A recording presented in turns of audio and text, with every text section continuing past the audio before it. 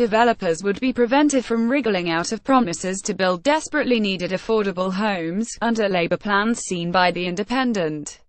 The party will get tough with house builders who get planning permission on pledges to include a big proportion of lower-cost homes, only to use a loophole to escape the commitments. The move comes as new figures reveal the true scale of the collapse in affordable house building since the Conservatives came to power.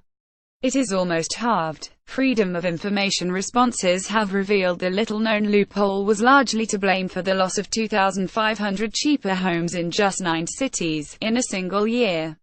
Typically, developers pledge that 28% of new homes on a site will be affordable, but that figure falls to just 7% after a viability assessment is carried out. They are accused of using the leverage over town halls to argue that market changes mean a development will no longer be profitable without a big drop in the number of lower-cost homes. Now John Healey, Labour's housing spokesman, has revealed that the party plans a crackdown that will prevent such promises being negotiated away. Conservative ministers have made it easier for developers to dodge their obligations to build affordable housing, he told The Independent. It's a big part of the reason why affordable house building is now at a 24-year low. Labour's proposals include giving local authorities beefed-up powers to prevent house builders backing out of commitments, allowing developers to be publicly identified if they attempted so, giving councils powers to claw back excess profits if developments do not include the required amount of affordable housing, offering the carrot that developments that do meet affordable housing promises will be fast-tracked. Mr. Healey added changing the rules to capture more of the value created by the granting of planning permission will not only help fund new affordable housing, but help increase local support for new housing too. Councils can require developers to set aside homes as affordable using Section 106 agreements, which recognize the impacts on a local area. But figures from Oxford Brookes University show the number of affordable homes provided that way, for purchase and rent, plunged from 29,065 in 200,910 to just 16,452 in 201,516, a fall of 43%.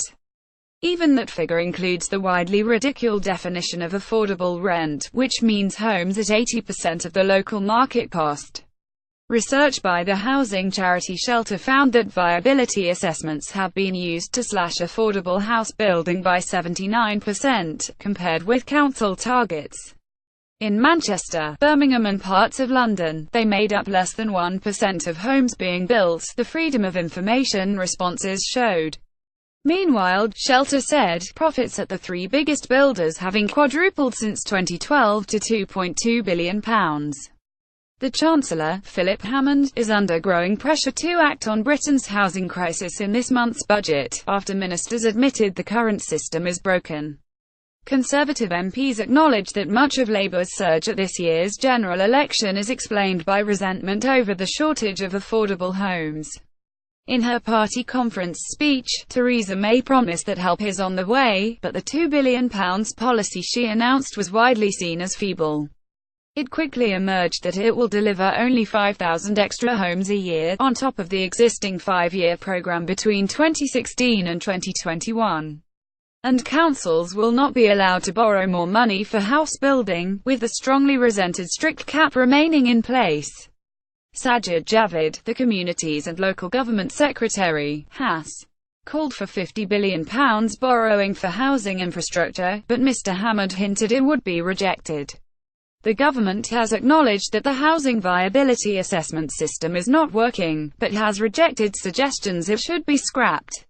Instead, a consultation has suggested that local plans should be used to set out how developers contribute to affordable housing, tested those commitments at an earlier stage.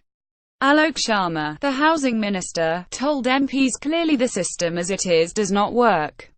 We are proposing a set of improvements we believe will make it work better. Let's see what views come forward as a result of the consultation. Reuse content.